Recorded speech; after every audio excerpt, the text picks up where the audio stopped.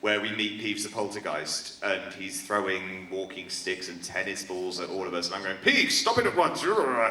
And they had, normally when we filmed the ghost pieces, so for instance, Nearly Headless Nick, who was John Cleese in the movies, I never met John Cleese, we had some assistant runner stood behind the camera going, oh, Nearly Headless Nick. Because you don't pay John Cleese to come and stand behind the camera and read off a piece of paper, do you? But we had Rick Mail playing Peeves the Poltergeist, for anybody who's... Rick Mail. Oh my God, Drop Dead Fred! Yeah, right, Drop Dead Fred, Bottom, The Young Ones, all sorts of stuff. Like, he was the perfect casting, and he was so brilliant that they actually had to, they were like, we have to have Rick Mail, because nobody else can be Rick Mail-ish. So he stood behind the camera and basically hurled abuse at me and a load of 12-year-olds for like 5 days. And it was great fun, but then they just decided that Peeves was one thing too many. Wow. I'd like to see that. Yeah, I don't even know if they ever filmed his end of it, but... You see Peeves just for a moment, don't you? He flies through, not all? Nope. Oh, wow. That's a really missed opportunity. Anything that you wanted to say? No, it's quite the opposite, actually, because I got a bit of flack because we changed the structure of the book, so my character's far more prominent in the film than he is in the book, and that I get all of the dialogue, and Greyback is my werewolf. You know, so I do all the talking, and you know, I'm the leader of the Snatchers, and in the book it's the other way around. So I think the film's much better than the book. You'd much prefer that, huh? Much prefer. That's totally fair. On my initial meeting I had with Chris Columbus and everybody, Chris said, "Oh, why do you?" And I said, "I love the first scene where you see Arthur when he comes back from the night shifts at the Ministry of Magic, and on his way in the house he gets rid of all the gnomes in the garden." I said, I love that scene, and Chris said, oh, yeah, well, we're not shooting there. So there we go. I always wish they would include the elf storyline with Hermione making all the little hats. Remember that one? Love that. But again, you can't fit it all in, I suppose. We have a question up at number 3 on the right. Hi there. Hi, I'm Emma from Chapel-on-the-Frith. I was going to ask Arthur Weasley, who is your favourite child? That's not a very fair question to ask. Do you go around asking most fathers that? You've got to make yourself very popular, really. No, I mean, he wouldn't do that, would he? Do fathers do that, Ginny?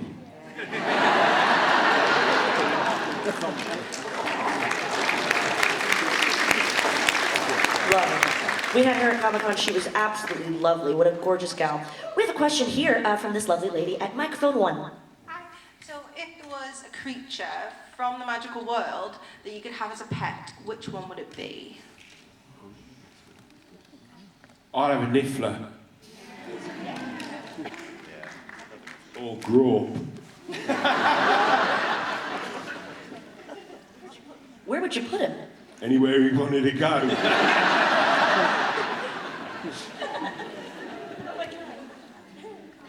I think probably a pygmy puff. Yeah, quite cute and probably self-contained. Some of them are quite big, the creatures, aren't they? Yeah. I'd obviously be a giant spider. Anything we want. Okay. Brilliant.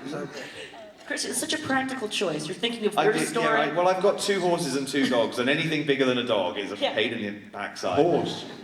Yeah. Well, no, yeah. I have to go muck them out every morning. It's a nightmare. Mr. Ventura has a question at microphone number 2. Other than yourselves, like, what was your favourite actor to work with on set?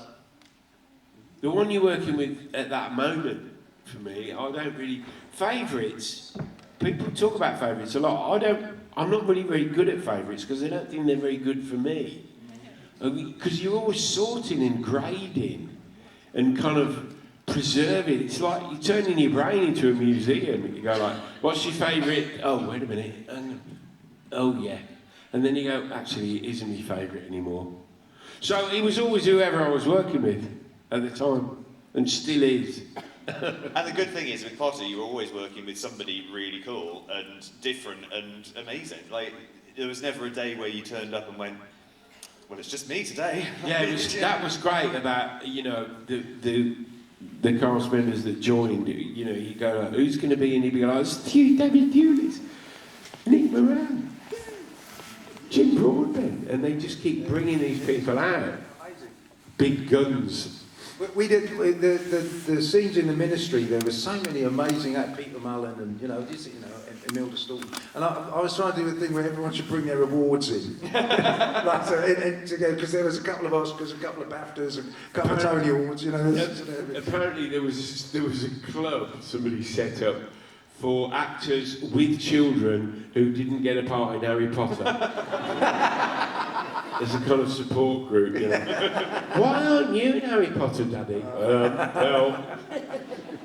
Now, I had I'm not name dropping, but Benny Cumberbatch is an old mate of mine. We did a couple of things together, and he came around my house once and saw a Harry Potter poster. Went, why wasn't I in that? I mean, it's not. It's like, you've done all right, mate. You know, okay, it's all right. You know, you're not. I didn't know he was called Benny.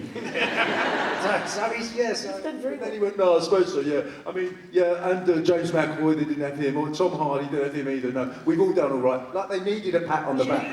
Like yeah, those three guys. It was a bit like getting picked to play for England. Yeah, that's very true. Yeah, I mean, actually, you didn't, like... Benny. I did, and you did. Yeah. Would you like a cup of tea? Rub his nose in it. Well, you weren't good enough, Benny. What it was. Yeah. There was a few people I remember by the end of it. That, Kieran Hines is Dumbledore's brother, Aberforth, in the last movie, and I didn't really do much, but he was in the Battle of Hogwarts bit at the end, so we're all sort of lurking in the Great Hall.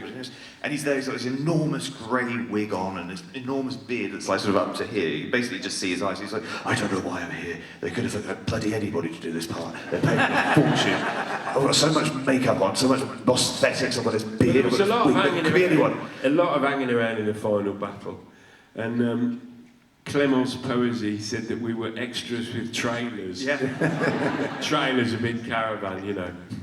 Yeah. So it was a bit like that towards the end. But the answer, that's a sensible answer to the question, is that the thing about Harry Potter is that it was always bigger than the sum of its parts. There was nobody that was a star. It doesn't matter how big you weren't bigger than it.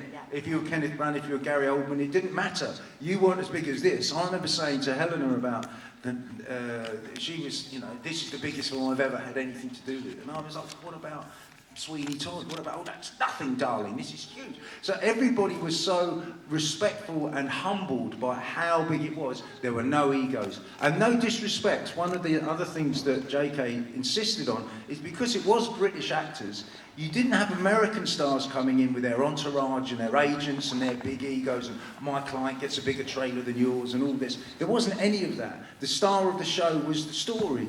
And the thing that we were all lucky enough to be involved in. So there's no room for favourites with that. You know, it's just everybody being equally part of this important, wonderful thing. And do your best. Very well said. Thank you so much. We're going to go to microphone number 4 at the top. Feel free to pull that down if you need to, or maybe someone could thank you. Thank you for the help. What was your favourite spell?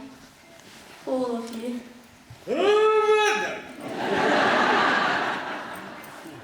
I don't know, Percy wouldn't approve of magic outside of Hogwarts, so... Tarantalegra, I like. Oh, is that the wobbly leg thing? No, it makes you dance, make people dance. I reckon you could just chuck that in every now and again. In Parliament. Keeping that your back. Thanks, Keir.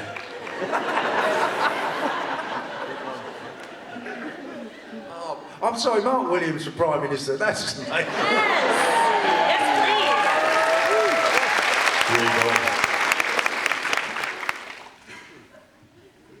Oh no, I kept getting them wrong. So I was supposed to say Illumini or whatever it was, but to make the wand light up, and was a big close-up, all these cameras with these people, and it's me and Helena and Daniel, and I do this, and I forgot what to say, and I went, "Izzy Wizzy, let's get busy." From Sooty.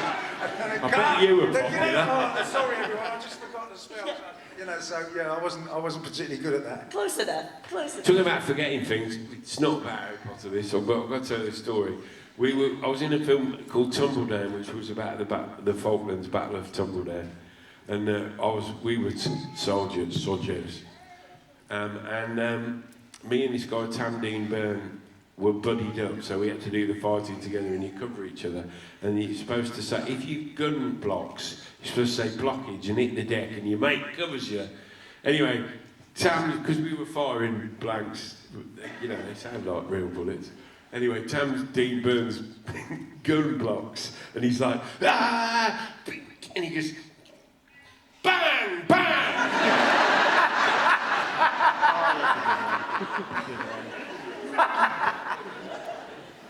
Cut.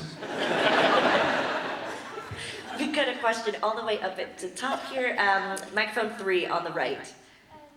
My question is, what was your favourite scene where your characters were in? So,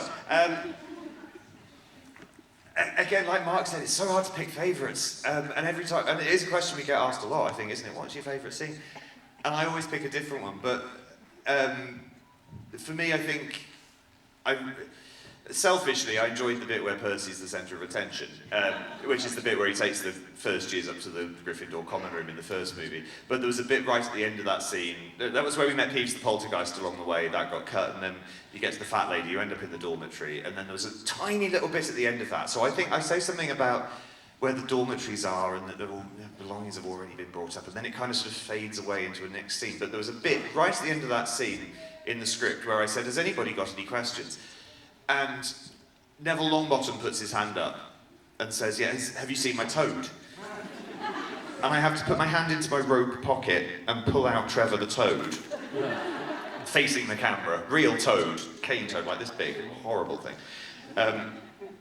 And hold it up and kind of give him that, is this your toad look? But toads don't like being manhandled, so when you grab them and pull them out of their nice, warm, dark pocket, their defense mechanism is to pee on you. So for an entire afternoon, I had to hold up this toad with toad pee dribbling down my... And then it didn't make the film. And I asked Chris Columbus, when we saw the final, I said, where's that bit with Trevor the Toad? He went, well, in America they do these things called test screenings, where they get a bunch of random people in to watch a movie and give feedback on it. And they showed it to a load of Americans, and it had made it all the way through to that bit. But because Matt Lewis has got such a northern Leeds accent, when he said, has anyone seen my turd? The Americans got awfully confused. Yeah, no, I didn't pull out this. Yeah. So that was my favourite bit, Matt Lewis's turd.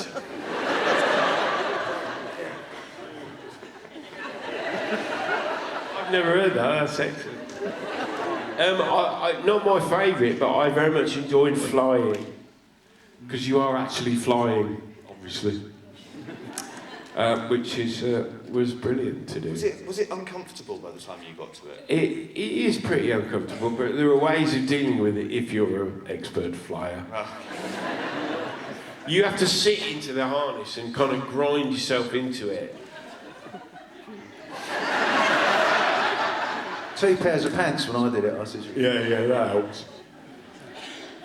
My favourite scene, I know we're running out of time, so I'll be quick, but when first day, first up, first shot, get out of the car. As I said, I've been directing all day. Get to the set, there's about 500,000 people. Then you get your makeup done and your costume done, and then you get in a little Jeep and they drive you somewhere else. And then there's another 500,000 people, and then get your microphones and this, that, and the other. Yeah, we're going to do the scene, and we've got the sides, and you know what we're going to do. Oh, okay. And then you get in another little buggy, and was driven into this woodland in the middle of nowhere, and there's a light about a mile away that lights the whole forest, and all these little balloon lamps light, and walks up to the middle of this little cutting in the forest, and there's Emma and me and a cameraman, and we did the scene where she disappears. And this is the biggest film in the world, and this is my first day. And basically, what happens is for her to disappear, I stop, see her, say, "What's that smell?" And the camera goes around And as it goes behind me, Emma, who's standing here, just goes like this. And she seems to completely disappear. And then when it goes round my back again, she stands back up, and I just have to look like I can't see her. And I thought, it's not all that, this Harry Potter, I guess it's quite easy. So suddenly it was all simple. It was all the simple one-camera little film tricks that I would expect. It wasn't a massive sort of, you know. You, however sophisticated you are as an actor, you know, what you do, what you are always doing all the time is let's pretend. Yeah. And you've got to remember that. You know, people talk about imposter syndrome. Well, yeah, you're supposed to have imposter syndrome because you're a fucking imposter. If you haven't got imposter syndrome, there's something wrong with you. So I felt comfortable doing that scene, and also when I watched it playback, I thought, oh, I think I can pull this off. You know, this is going to work. So that was my first one was my favourite one. Although you're not allowed to have favourites. Favorites here. Well, I want to thank you guys so much. We've run out of time. They've got to go meet and greet all of you lovely people of Liverpool. But on behalf of everyone here in Liverpool, I want to thank you not only for the memories in the films, but also for the memories that you're making here with all of these lovely people. So thank you for being so amazing. Please show your appreciation for Chris Rankin.